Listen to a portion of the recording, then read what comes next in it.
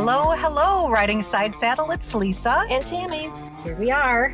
We are at the end of season 4. Yep. And very similar to what we've been doing for the last couple of seasons, we picked a book. We did. And we're going to chat about this little book that fired me straight up. Is that a big shock to you? No, I knew it was going to be a hot button. Is that why you picked it? Not on purpose. Lies. Not trying to rile you up. I just knew what happened. This is going to just get Lisa. I just know it. Here's the one we should pick. Well, anyways, it's called Fair Play. By Rodsky. I picked it not to rile you up, but because it goes along with one of our most heavily listened to episodes from season 1, which was I Can Bring Home the Bacon. Yes. It's that episode by itself is probably 4 or 5 times. I can't do math. So it's probably like 14 or 15 times listened to any other episode that we've done to date. Yeah. And really what it talked about is like taking on the bulk of responsibilities. It referenced in running the house. Yes. Yeah. It referenced back to a commercial. Back a perfume from, commercial. Is it the 80s? The 80s, I want to say. Early 80s. Now I can't even remember the name of it. Angela. Oh, that's it. Yeah. And the theme song, the theme music to that was I Can Bring Home the Bacon and Fry It Up in the Pan. Yeah. Ultimately saying that, listen, I'm a woman. I'm a 24-hour woman. I can do everything you throw at me. Yep. All the kids stuff, all the work stuff, because I'm a working mom. Yep. A great and lover. Wife, yeah. I can keep my husband satisfied. Yeah. And I wear a great suit with a beautiful briefcase, and my hair is gorgeous, and with my blue eyeshadow. And I smell good too. Let me do it again tomorrow. Right. So we had a good long talk about that. About how much bullshit that is. Full on. Wow. Like you rarely swear in these things. So if it's full on bullshit. It was. Tammy means it. It was. Terrible messaging. It is. It was terrible messaging as little girls, really, at the time. Right. Growing up. I believed that. I thought, I can do that. Yes. In fact, I want to do that. Right. This is what we're supposed to do. Cool. Yeah. Let me load up my saddlebags. Right. And then some. Right. Yeah. Whole thing was aggravating. But I think it's still necessary to talk about it because it is aggravating. Because things aren't, they're not fair. No. I'm not even talking about even. They'll never be even. That's not a thing. Right. But they're really not even fair. Equity is not equality type of mentality. Exactly. Mm-hmm. Right. Mm-hmm. But they're so far from even just being fair. It's still, when a dad says, I have to babysit my own kids. Right. That's not a thing. No. We can stop saying that. That makes me crazy. Agree. It's that sort of mentality. Yes. I'm helping out my wife. Right. I'd like some help with dinner.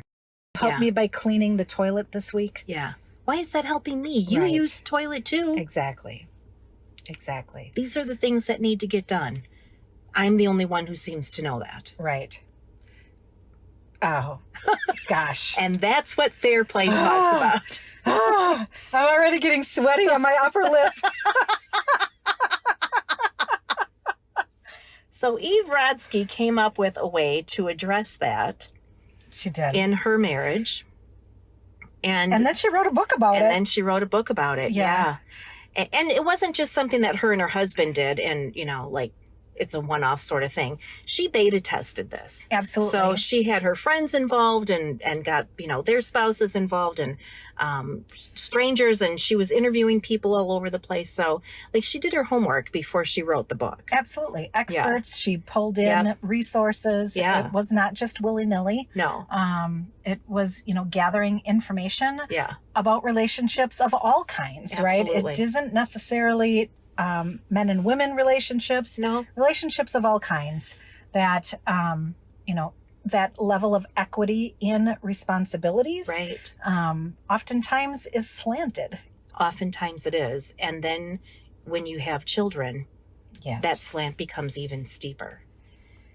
What I found interesting, and she talked a bit about this. Well, first off, at the beginning of the book, like the beginning of the book was like the shit that just like razzed me straight up. It was probably like 2 or 3 or 4 chapters long of her talking Easily. about like The she-fault parent, she yes, says. the she-fault parent and the list of here's the list of the shit I do. And man, whew, she was speaking my language. Yeah, she was. She was. So much so that I forgot the point that I was going to make right before this. Oh, well, that's all right. It'll come to you.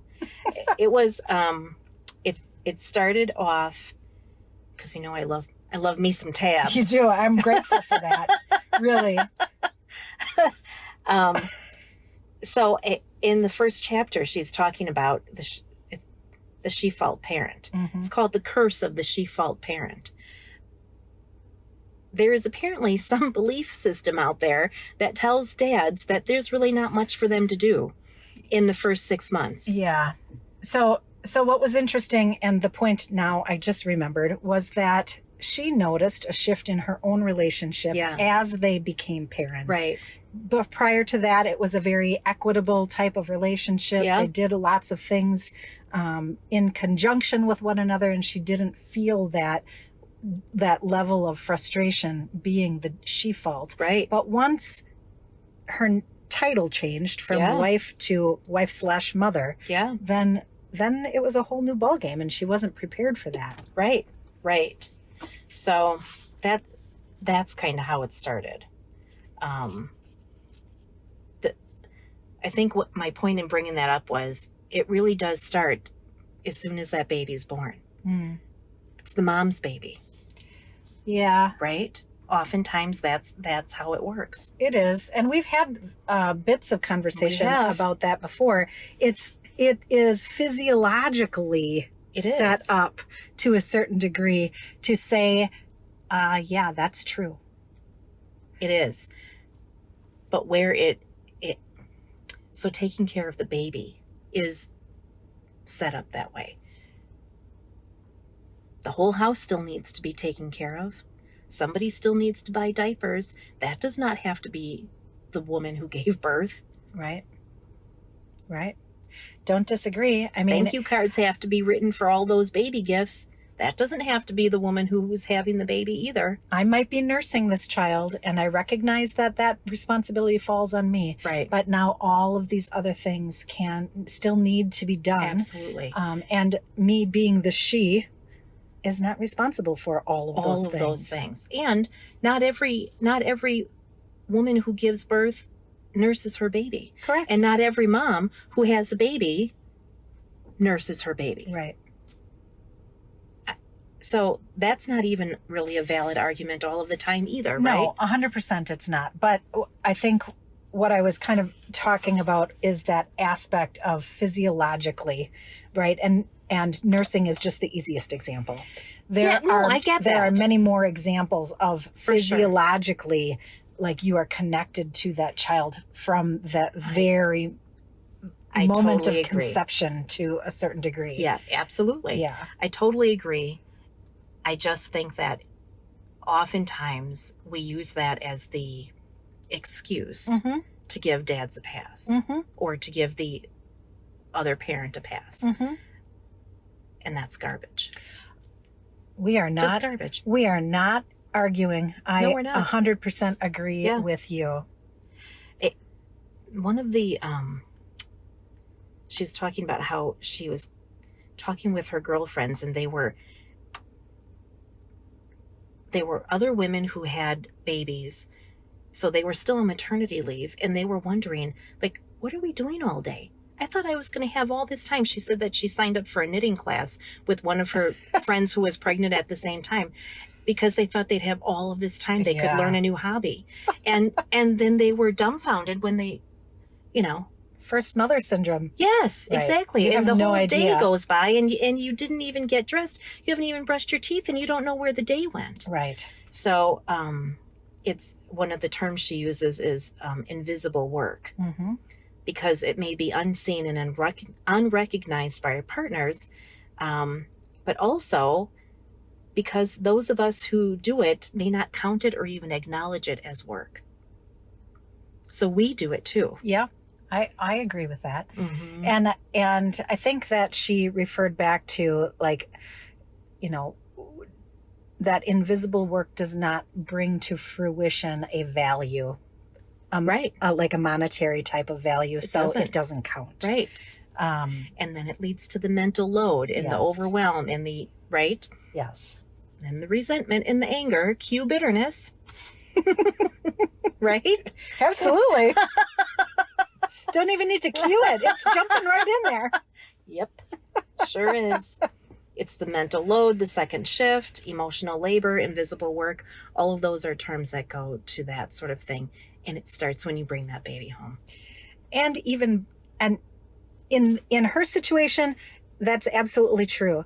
In other situations, you know, it can happen way before the baby comes home. True. Even, right? True. Like, it depends how you were raised. Yep. And what your family environment looked like. Sure. Who gets the nursery ready? Who starts, you know, shopping for bottles and diapers and even before whatever. That. Even as you take on, like, I'm a girlfriend, I'm a fiance, I'm a wife. And what does that mean? Right? Like, it is not, like, only related to having a child. You're right. And I did that. I did that up front. I know I did it. Like,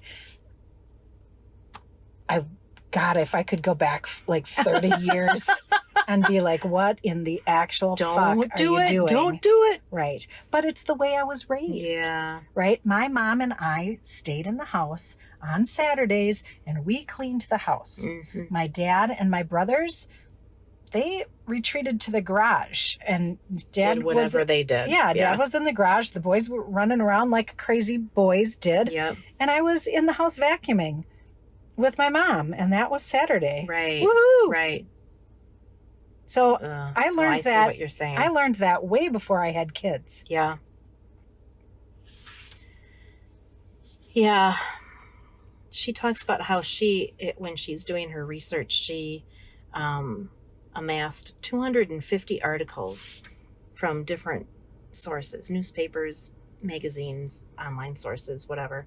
And she realized that women have been writing about this inequality since the 1940s. Go figure. Yeah.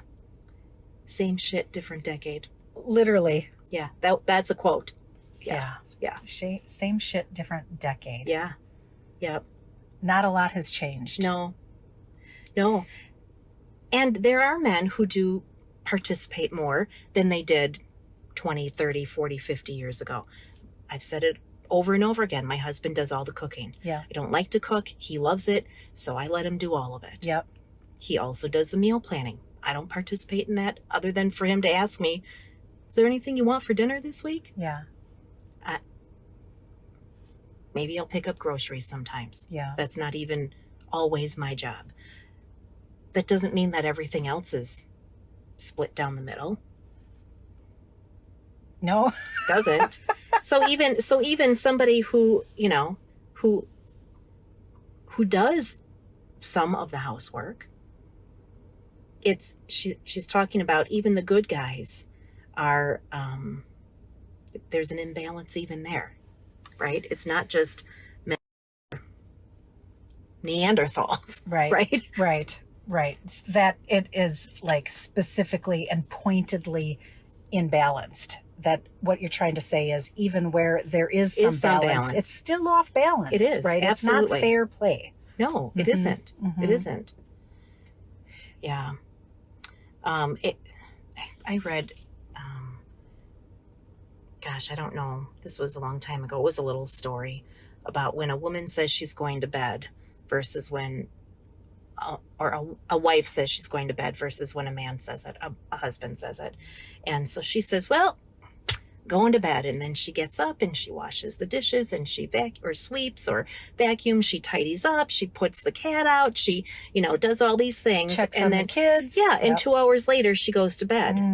When the husband says, well, that's it, going to bed, he gets up and goes to bed. Right. I have read something about that too. Yeah. She mentions that in her book also. Probably where I read it. So maybe so. Yeah. I mean, it's just example after example of this sort of stuff.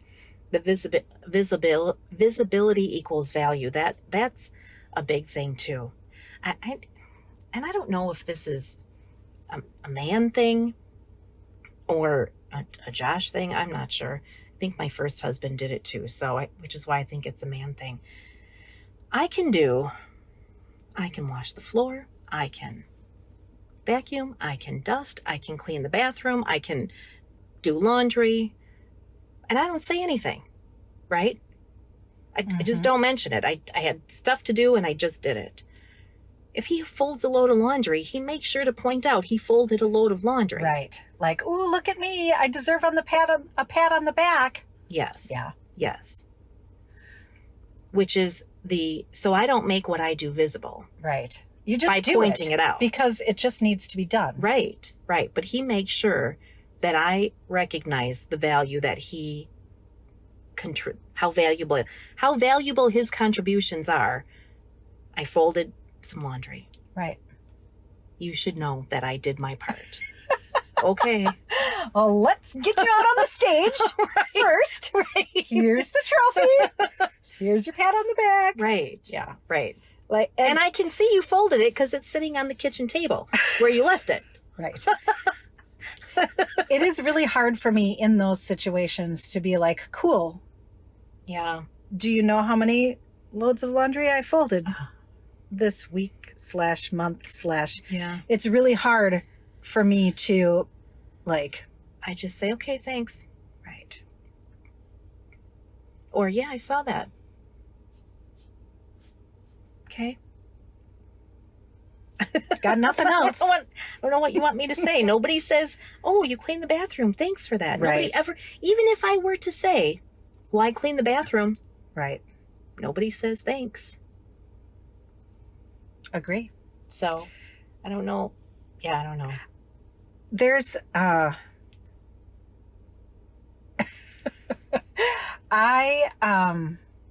I have a hard time with this. I'm having a hard time, like, managing my thoughts so that they come out in a way that just does not sound like complete and utter bitching. Yeah. I'm not as kind. Like, there are definitely invisible things that I do on a regular basis. One example that drives me freaking crazy is when I cook. Oh. And I don't get a thank you for it. Because there is so much that goes into putting a meal on the table. Yeah. Right? There is planning, there's traveling, there's purchasing, there's more planning, there's cooking it and prepping it and getting it done in an appropriate time on the right day. And, you know, there's just so much and the to cleanup it. afterwards. And the cleanup afterwards. Right. Yeah. That it drives me fucking bonkers when somebody just scoops it up, slaps it down their gullet, and carries on. And then leaves the table. Yeah. Yeah. It's infuriating to Yeah. me. So I'm not the type probably who leaves all of the things. There's plenty I do that is invisible and I don't say anything about it. Right. But I'm probably more apt to. I'm probably more apt to say something like, "You're welcome." Yeah. For dinner. Like, it's not nice. I don't do it in a nice way. Or maybe I'll say something like, "Was it good? Did you like it?" And they'll be like, "Yeah." Well, you're welcome. So I'm not overly gracious about those types of things. I think I say thank you. I'm going to pay attention to make sure I do, though. And not just because you said that, but I do feel like dinner is like, that is a big thing. It's huge. Cleaning the bathroom, I don't have to do that every day. Yeah. Right? Right. So while it is a chore that just sucks, and I hate that it's always my job, it's not the same as making dinner every day. Yeah. It isn't. And if it's a weekend, literally you can be in the kitchen for the entire day. Oh, for sure. Between the cleanups and the cooking and the prep. Especially and the if you're eating batch cooking. Right. Yeah. Exactly. Or Yep. even cooking 3 meals. Oh, yeah. Right? Like Yeah. breakfast, lunch, and dinner, takes the majority of a day. It does. So Yeah. anyway. Yeah, that's true. Well, so Eve here, she created this, she calls it a system. And she said it's a systemic shift. It's a tall order for any partnership. But she created this system with, there's 100 things on the shit I do list. Yeah. So and she categorizes it, like childcare and pet care and IT and, everything under the sun. It is. Honestly, when she was going through it in the book. It's very thorough. Yeah, there were many things where like, oh shit, we're supposed to do that? I don't do that. I throw that card away. So she talks about that though. So she has these 100 cards, and not all of them apply to every family.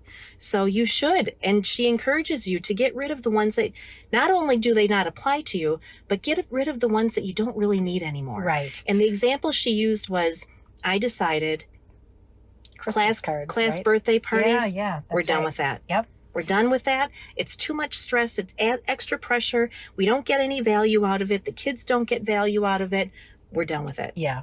Tossed it. I think Christmas cards was another example that maybe she had offered up from, later on in the book that to could say, you know what, we're talking about Christmas cards and there's no value there. Why are we doing it? Right. And then the both people in the couple agreed to be like, you're right. Why are we doing this, that? This isn't a thing anymore. Yeah, we got rid of it too. Josh and I did. Yeah. Yeah. So when she proposed it to her husband, she said, I outlined how we were both positioned to win from engaging in a time and sanity saving system for domestic life. Far fewer explosions and less nagging, resentment and control, less doubling up on efforts and things falling through the cracks, more confidence and trust in each other, more levity, and probably more sex too. Hey. Right. Who can argue with that? Well, right. I mean, if you're not run down and Exhausted overwhelmed and angry. resentful, right, you have more interest. Available energy. Yes, right, for sure. So when she pooled 150 women from all sorts of different areas of life, walks of life, there were 3 responses that rose to the top. And it was the question was in the context of, you're a mom and a spouse, and you're the she-fault parent. Mm-hmm. How does that make you feel? One was, I feel like running away to escape the exhaustion. Number 2 was, I feel pissed off at my husband. And number 3 was, I feel that this will always be my role. Yeah. Yeah. I think most of the women I know would fit into all 3 of those categories. I agree. I think me personally, where I am in my life at this point, I think while you and I were talking about the topic and the book specifically, I was saying, it just doesn't feel like this is really ever going to change. Like, Right. Do you know how many years I have been like angry and infuriated and had fights about this? And it might change for a week. Yeah, one time maybe somebody else cleans the maybe a bathroom. month. If I continue to fucking bitch about it, like nonstop, Right. then maybe something changes, but it always goes back. It does. It's exhausting. Like Right. it's like, well, what am I going to do? Am I going to spend all of the energy that I have, like being fighting angry this? about it? Right. Yeah. And fighting for it. Right. Or am I just going to fucking do it because I'm going to end up doing it anyway? Right. Even if I fight about it, it'll end up back on my plate. Right. Yeah. So it's this smoldery anger that it's like, and every now and then there's an explosion. Yeah. Right. So that was why she created this system. Yep. To try to avoid that from happening. And she talks later on in the book about how important it is.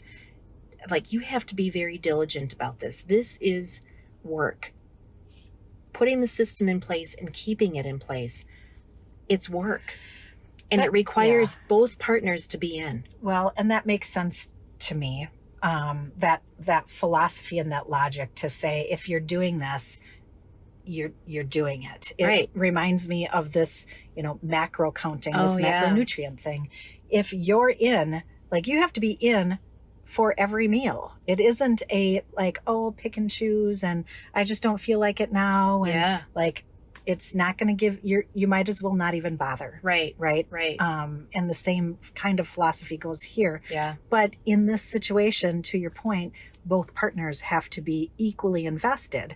And that, I think, is probably the biggest damn challenge, because of course most she-fault parents are going to be very invested in making something like this happen. But how many of the other part of that relationship are really going to be like, ooh, yeah, let me do more things. Right. Like, sign me up. Right. Dole out the cards. Yeah. Hell no. No. Like, that would take moving mountains just to get somebody to be like, I'm for real in. I'm not like somebody, if I complained enough, somebody, aka my husband, would probably be like, yeah, okay, we can give this a try. And then I'd go through all of the effort and then we'd hash all of these things out. And probably before we were done, it'd be over. Like, it would be like, yeah, that looks great. But the reality of this situation is, for this reason and for that example and for this excuse, it's not going to work. So here we are. Now what? Ugh, that feels really yucky. I mean, I don't think I'm far off. I'm not saying you are. Yeah. She does go into I know detail about how to get your spouse on board. Yeah. And, not everybody is going to even get to on board. No. There are plenty of men who are really very firmly believing that is not my job. Right.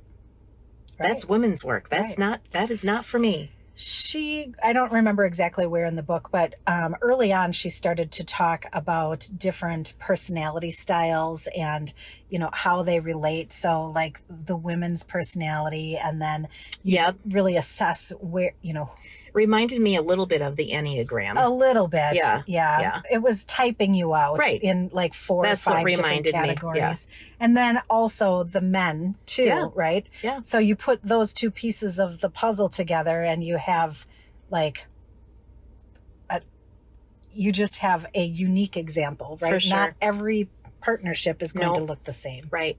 And this is an ever evolving system. Just because you have the, childcare card, which means you are in charge of all things related to childcare, from finding the babysitters or the daycare or, making sure the snacks go when they're supposed to and all of the things, it doesn't mean that it always has to be yours. Right. So there's a constant check-in. Right. If you are, someone who has to travel for work, obviously you can't get your kids to daycare. Right. Right? So maybe that is the card that was supposed to be on your plate, but now you're, being called to, some other office in a different city, and it has to shift. It does have to shift. Mm-hmm. So there's constant communication, which is, that's great for a marriage anyway, right? It is. But, as long as you're not yelling at it. Maybe people yell. I don't know. I'm not a yeller, but maybe that works for some people. But anyway, the point is talking about these things. And when someone is, they just drop the ball and bad things happen. One of the examples she gave was a t-shirt. It was purple shirt day at school. Right. And the purple t-shirt was nowhere to be found, and it was the husband's responsibility to do the laundry. Yep. And he didn't do it, and this big fight happened, and he's like, what's the big deal? It's just a shirt. Put on a different one. So the kid goes to school and they all the kids line up and they all have purple shirts except that one, and how kids got green on. Right. And how terrible that their child felt, Right. came home from school crying because everybody was dressed and he or she wasn't, and that's the consequence. So while it was no big deal to you, we agreed that this is our standard of care in this house. That's right. A minimum requirement. Minimum standard of care. Yes. And this, what you did by not having that shirt washed or found or whatever it was, that dropped below the minimum standard of care that you agreed to. Right. So a lot of this, it's not even so much like, haha, you have the bathroom card, yay me. Right. It's not even like that. This really is a, what do we want our life to look like? What do we want our house to look like? What do we want our children to, what's the environment we want them raised in? How do we want them to feel when they, leave the house every day, come home every day? Yeah. I can see this working really well when perhaps there's a new living arrangement founded, right? So maybe you're moving in together. Maybe you've just gotten married. Maybe introducing a child into the family, right? These types of things, I think, would be a little bit more apt to fill in to say, so we got a big change happening here. There has to be a good system in place to get us through this. And then, in addition to having a really good environment or opportunity to enforce it, all of the communication gaps and issues and triggers and challenges, she doesn't necessarily talk about a lot of that in this book, but you better believe that if somebody is saying, so listen, the kid didn't have a purple shirt, you made him feel really bad today, it fell below the minimum standard of care, it could very well be received of, well, tough shit. Yeah, so he'll have to get over it. You know what I mean? I do. Those types of things, that she doesn't necessarily talk about that because idealistically, that parent would be like, oh, shoot, you're right. I don't want my kid to feel that way. Right. But that isn't necessarily, that's idealistic. I agree with you. Yeah. She is absolutely, she's married to somebody who was already open to that. Right. Better, at domestic duties than most men are anyway. Right. I agree. I do think that, this could work, even if you've been doing this, not doing this for a long time, even if it's a long-term relationship. I think that talking about these things, that's the first step, right? Identifying we have a problem. Is your partner receptive? No, not always. My first husband wasn't. Yeah, so what's the problem? Right. Problem is I'm tired of doing everything myself. Well, that sounds like a you problem, doesn't it? Right. That sort of attitude. That. Right. And we're not married anymore. Well, right. And that's not the reason. But if you want to stay married to somebody and you want it to be a happy marriage, you have to do some things to make that work. I don't disagree with you. What I'm trying to say is the reality of the matter is that many people are not in that type of agree with you. situation. Yes, right. I agree with you. Yeah. I think not having that kind of conversation about what do we want our lives to look like? How do we want to feel in our marriage, in our home, and have our kids feel? I get that is a conversation that may fall on deaf ears. Yeah. It might. I think that gets you to a point where you are seeing your relationship through a different lens, and perhaps you make some choices. Yep. And I'm not saying you have to get divorced if your spouse isn't in. Right. I'm just saying that then you make some different choices. Yeah. If that door is just slammed shut tight, then I don't even know. She doesn't get into what you do in that case. She gives lots of ideas on how to approach the subject and start out slowly and, not just be like, so here's the cards, here's your half. Right. That doesn't work so well. It doesn't. The other thing I think, and I recognize that I'm kind of coming in from an approach that might sound negative towards the book. I think the book was great. I think it's really well thought through. I think ideally, this is the way Mm-hmm. that, this type of relationship, an important part of the relationship, should be set up. 100% agree.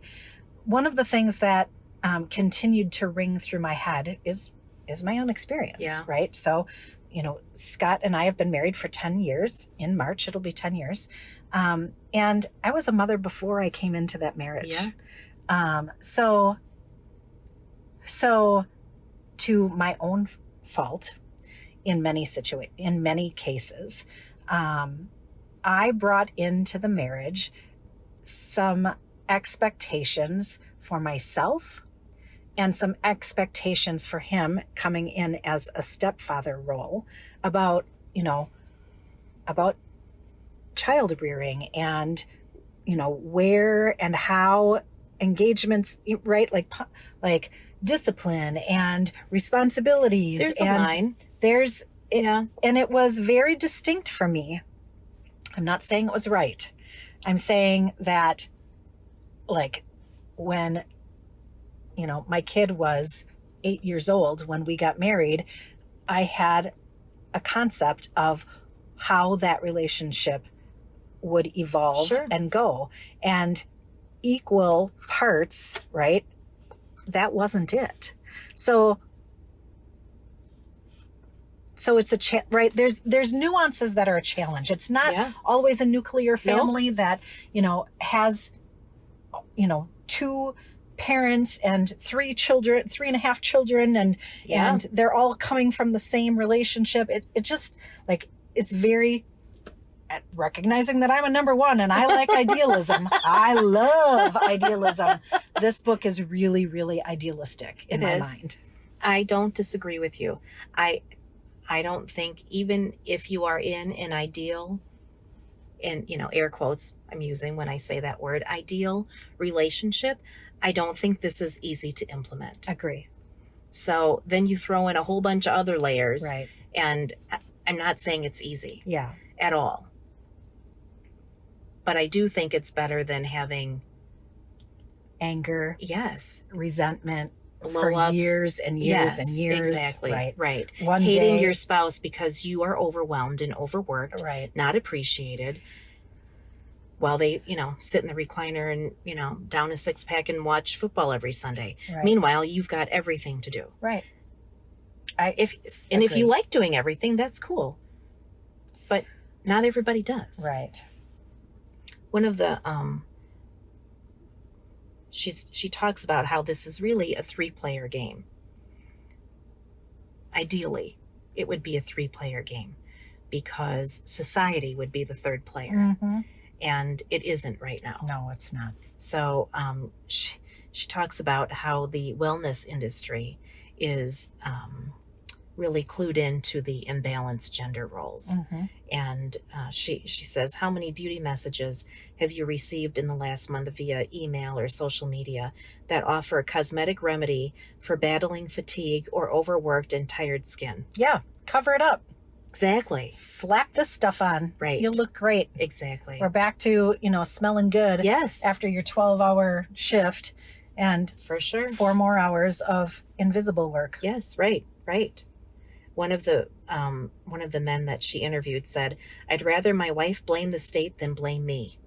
So it's, it's not my fault that you have women a vagina. are expected to do these things. Right. And people with vaginas are supposed to do this. Right. Sorry. Right. It's not my fault that you don't get paid as much as I do, even though we have the same job. Right. That sort of thing. Right. Yeah. So it's, well, we already kind of talked about this, that, the mental load from having to remind people to do things and that sort of stuff, that doesn't take it off your list then, does it? Never. It never, ever, ever takes it off of your list. It's not taking ownership of something if somebody has to remind you to do it. Hey, do this. Okay. Have you done it? No. Have you done it? No. Have you done it? No. When are you going to do it? I don't know. Okay. I guess I'm going to have to remind you again tomorrow. Right. Yeah. Or I'll just do it. Right. Yeah. She goes into, a lot about that sort of stuff. Yeah. And there's the gender gap, there's the pay gap, there's the, like it, the mommy tax. She talks about all of that sort of stuff. And she also really highlights the, and I fall into this sometimes myself. It is, my time is more valuable because I make more per hour. Yep. So when, baby comes along and now we've got the mom who stays home, because it doesn't pay for you to go to work and to pay for daycare. You make almost as much as we're paying out in daycare. Right. It just doesn't make sense financially. Right. Right. So that does make sense to me. Mm-hmm. But why does it have to be her that stays home? Right. I mean, unless there's a huge dollar amount difference in who's bringing home the money, right? I don't know, but oftentimes it's just you can give up your job. Right. An assumption. Right. The mommy tax, I mean, that's part of it, right? So, I thought I would go back to work after, Junior gets into kindergarten. Well, 5 years goes by.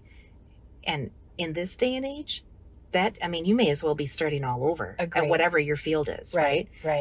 You're not going to level again. Yeah, you're not going to pick up where you left off. Right. Probably. Yeah. One of the,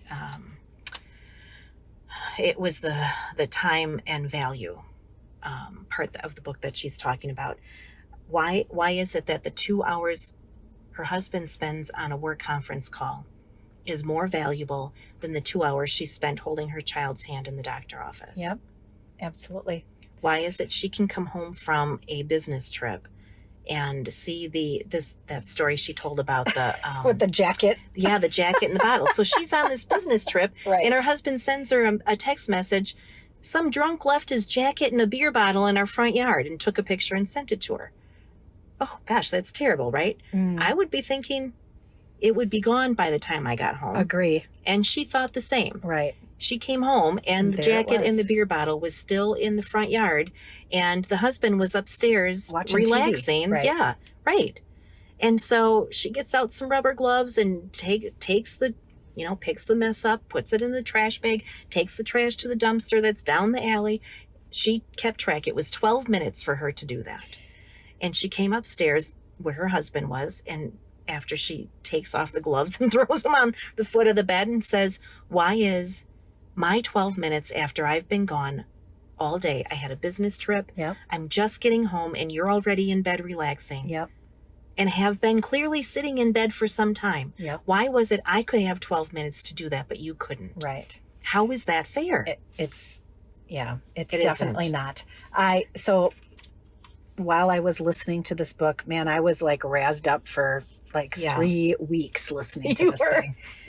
And I recognized some things in myself after I would listen to that particular part in the book. One of the things that I say under my breath when nobody is around, when I'm super angry about these types of situations, and I've said it repeatedly and I didn't even realize that I say it so often, I say to myself, don't worry about me. Mm-hmm. I got it. Nobody worry about me. I'll just take care of that. I got it. Guess I got I'll it. do it. No worries. I got it. Yeah. Really? It's a toxic time message. It is. Yeah. When I recognized that message that I continued to say out loud, mind you, because I'm that mad, but in private to myself, I literally envision a mule. I envision you are the pack mule. Yes. Don't worry. Throw it right on. I got it. Don't worry. Don't you worry about me. I got it. In the most sarcastic, of course, angry tone that there is. Right. Because I don't got it. No. But obviously I do, because I'm doing it. No one else has done it. Right. That whatever has sat there for and that assumption, weeks. The assumption is that I do got it. Right. Because Mom will do always do. Yeah. Mom will do it. Right. One of the other toxic time messages that I fall into is, I can do it better. Yeah. I'm not going to like the way he does it. Or no. I'm going to have to answer 50,000 questions about it in order to like It'll get take him me to do longer it. Like, to forget explain it. than to just do it Right. myself. I got it. Don't worry. That's one of the other toxic time messages. Yeah, exactly. That's what it leads to. I've said this before. If I want things to look a certain way, it's not fair for me to put my standard on everybody else. That doesn't mean that you can half-ass it just so that you don't have to do it. Well, I think that that's where that minimum standard comes in. It is. Right? It absolutely is. Just so I'm okay with, sticky floor throughout the entire kitchen because somebody dribbled juice a week ago. Right. And that's my minimum standard of care. So if you want it better than that, then do it yourself. No. That's where you have to come to an agreement. Right. That doesn't fly. Right. Exactly. Right.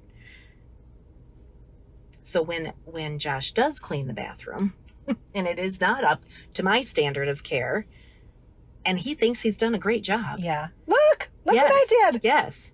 If you think this bathroom isn't clean, there is something wrong with you. That was he said that. He actually said that the last time.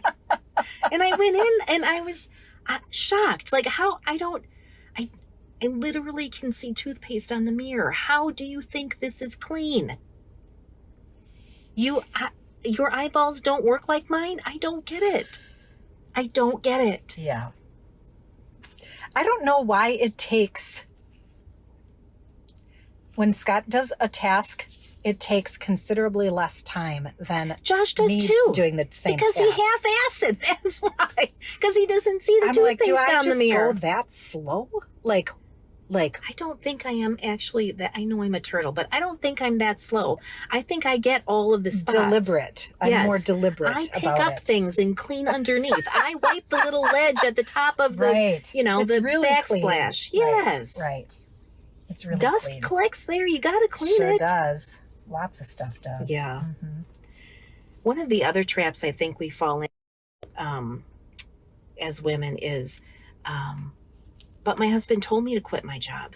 So this part of the book was talking about how we lose ourselves in raising our families because we give up everything that made us who we are. Right. That made us interesting, that made us fun, that made us feel alive. Yeah. Not that you can't feel alive and raise your family, but when you give up everything to raise your family, your whole identity has shifted from all of those things you used to do and be and have fun and say to now I'm a mom. Yeah. And that's it. Your whole identity is tied to shifted. The perfection of your children, for instance.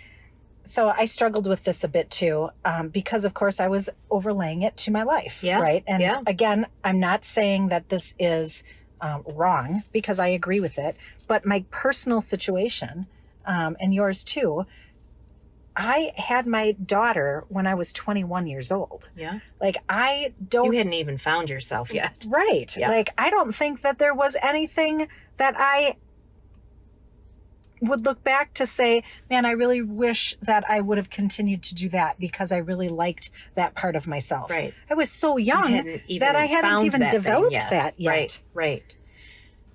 So again, with the idealistic, yes, sort of recognize thing, absolutely. I think that applies here too. That it's somebody who had their 20s to find their thing that lights them up, and whether it's dancing or whatever, painting, whatever it is. Exactly. Yeah. So my personal, challenge has been, who am I besides a mom? Because I have no idea.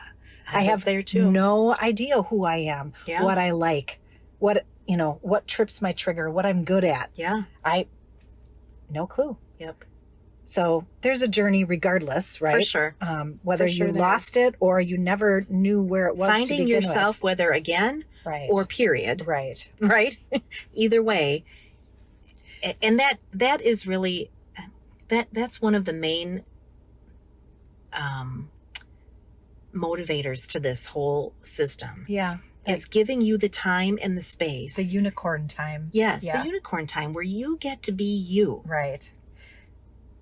Whatever that means, whether it's finding out what you might like, right? Maybe you got to try some things, take some classes.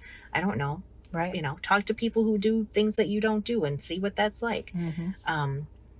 But find your thing, and then make it a point of using your time that is now freed up because your spouse has taken some of your responsibilities. Right. Responsibilities. Yeah, you're even saying I it. am saying Yeah. it. Some of the household responsibilities. Equally shared, right? Well, Fair she play. does not say equal. She Well, says fair. equitable. Freeing you up to do those things that make you who you are. Yeah. That make your life worth living. Right. Purposeful. I live for my kids. That's great. Yeah. Of course, parents do. Right. Right. But there has to be something that, like, you live for you. Inspires you. Absolutely. Your purpose. Right. You can't always have that outside motivation, right? It's for yourself too. You live your life for yourself. Right. Also. Well, and that's a slippery slope. Yes, it is. If you don't recognize that, I think, as an individual. And I can see how moms can easily slide right down that slope. Like, yeah, I thought for many, many, many, many, many years I was born to be a mom. What do Right. you want to do? What do you want to be? I want to be a mom. And I did. Yeah. I really did. yeah, But that aspect of separation between your children and yourself, that's a big deal. It is a big deal. It takes a lot. for sure. She, when she was researching and interviewing people for this book, she talked to a professor of psychology who said, "Don't let your passion be the perfection of your children. Right. Because when you solely define yourself in relation to another, it's not enough." No.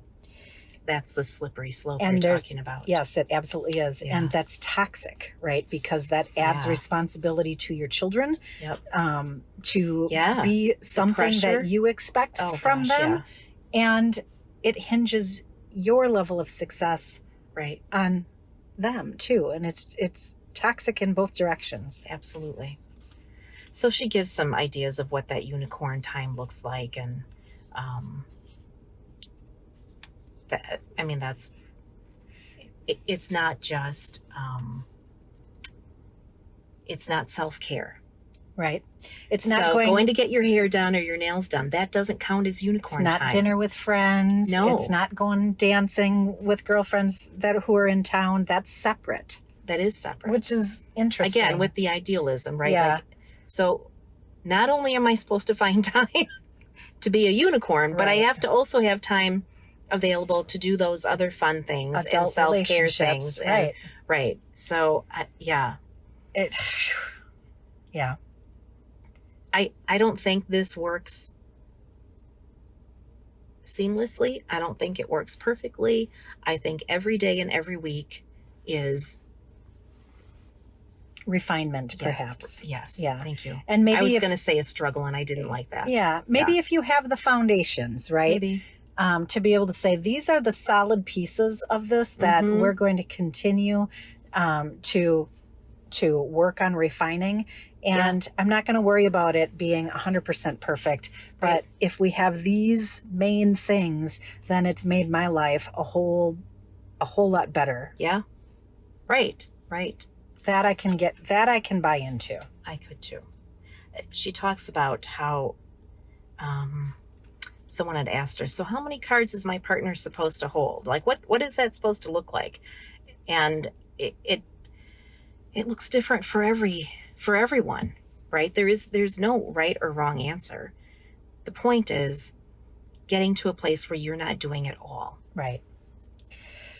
It might be at different points in your life where maybe they only have 2 cards and you have 30. That's still not fair. Now that would It's be not equal. that would be really hard for me to not keep count. Well, and she talks about how I know. dangerous that is too. I know she did, but that would be a really hard thing. Like, why am I doing this? If I have 98 of the cards and you have 2, why the fuck did we spend our time doing this? Okay, well, in theory, you've tossed a bunch out, so there Well- won't be 98 left.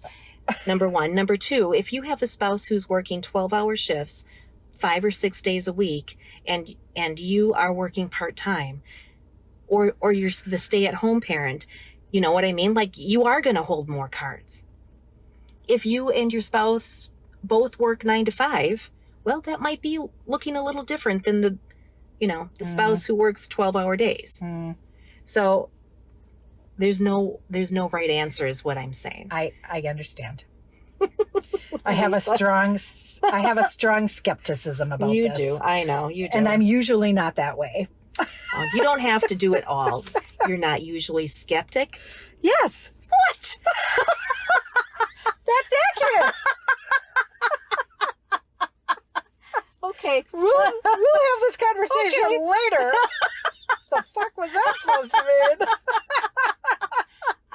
I think I am more skeptical. No, I don't think I am. What? Really? We might have to. Oh God! We really might have to talk about we this. should have wrapped this up. Well, good thing I only have 2 tabs left. Oh, what else does she say, Tam? Well, she says you have to figure out what your why is.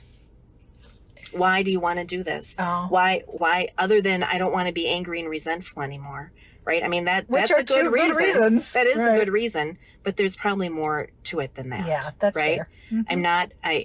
I'm not living the life that I want to live. I'm not in the kind of marriage I want to be in. I'm not raising my kids in the environment that is how I thought it would be or how I want it to be. Right. Can we work on this? Right. I don't know. Claim your unicorn space. This is something that I struggle with. So now that you've gotten through all of the, whose cards are whose and taking ownership of that and it's, so if you have the cleaning the bathroom card, it is your job to make sure that you have the cleaning supplies. Right. You come up with the idea, you have the plan, the execution. Yep. You do all of it. Conception of the plan. Yes. Yeah. So it's not, you don't send your spouse a message and say, hey, can you bring home the toilet bowl cleaner? Because I forgot. Right. No. Right. You have to go out and get it. Right. You are responsible for that. You don't get to. Or you coordinate with other card holders to do particular things. Yes, right. But you don't get to do part of the job. You do the whole task, beginning to end. Period. Yes. Right. So now you've gotten through all of that and you get to where you get to be a unicorn and you figured out what that's going to look like. Now you have to claim your unicorn space. Mm-hmm. Not let those other things creep in. Yes. Well, it's my job to clean the bathroom. I'm just going to do that really quick. I know what my unicorn time is from 4 to 6, but I'm just going to clean the bathroom really quick. Next thing you know, you're doing 3 or 4 of your cards in your unicorn time, and now you didn't get to use that time for yourself. So that part of it did resonate with me. And the aspect that she spoke about in that portion was fear. And I do that to myself. Like, oh, okay, I'm not quite ready to do that. I don't feel quite good enough about that. I'm just going to do this and this and this and this busy work instead. And then, now I just didn't have time. Well, I guess I'm going to have to try again next time. Right. And I know that's self-fulfilling for me. For sure. Absolutely. Well, we talked about this already, how it's a important, you have to check in if you do this sort of system. It is constant communication. She talks about how it works best for her and lots of people she knows who are doing this system to meet once a week. And like Friday afternoons seem to work best. Yeah, like it becomes margaritas their date and night. chips. Yeah. So from 4 to 6, they meet and they talk about things that are going well, things they need to work on, who's going to do what, and if you've got kids going to 2 different things on the weekend, who's going to be in charge of which, and things like that. Yep. So in theory, it's fantastic. For sure. And to be fair, I did not try it. No. I didn't break the cards out and say to Josh, so, want to play a game? I didn't do that. I think I'm going to win. But let's just play. Right. I did. How do you feel about bathrooms? I already know. I'll just do it myself. That. I don't know. Again, to your point, I have not tried this. Right. I have to get through some of my cynicism, I think, around it. You're not cynical. Tammy?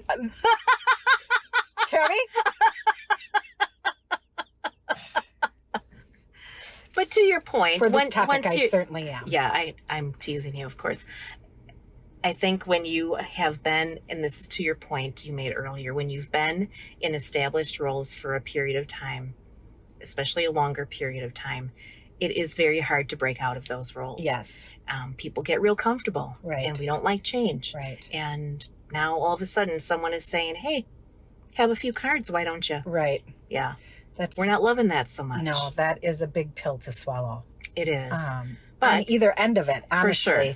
Like, but if you can get there, I could see how this could be a really valuable tool in keeping your house running, eliminating some conflict, the nagging, the, anger. Yeah. Right. Why do I always have to? Well, it's yours. No, it's not. I feel like a fucking ass. I wouldn't have to grumble to myself under my breath. Or out loud. Don't worry. I got it. I have been known to say that too. Don't worry about me. Yeah, right. Anyway. All right. Well, that's thanks, the end of Fair Play. That's that. It is. Again, some of it I think could be very helpful. It would be, I think, a lot for some people to get there. Yeah. Some people would be a little more, easily persuaded. Want to play a game? Sure. I think some people might be like that. Not a lot of people, though. Right. So they figure out what the game is. Yeah, right. Awesome. All right. So that's the end of this book club. End of the season, too. Sure is. So we're off for a couple of weeks. Yep. We'll send a couple of snacks your way. We will. But we won't have any full episodes for a couple of weeks then. Correct. Yeah. So thanks for listening. We always appreciate you. Absolutely. As listeners, we always appreciate Todd. We are going to try really hard to get him in the studio. He'll love it. He would love it. He'll be fine. Well, I don't know if he'll be fine, but he would. Well, I don't even know if he'd love it, actually. But he might do it. I think he might do it. We'll work on that. I don't know. Yeah, we're going to work on that. So, all right. Until then. See you next time. All right. Bye.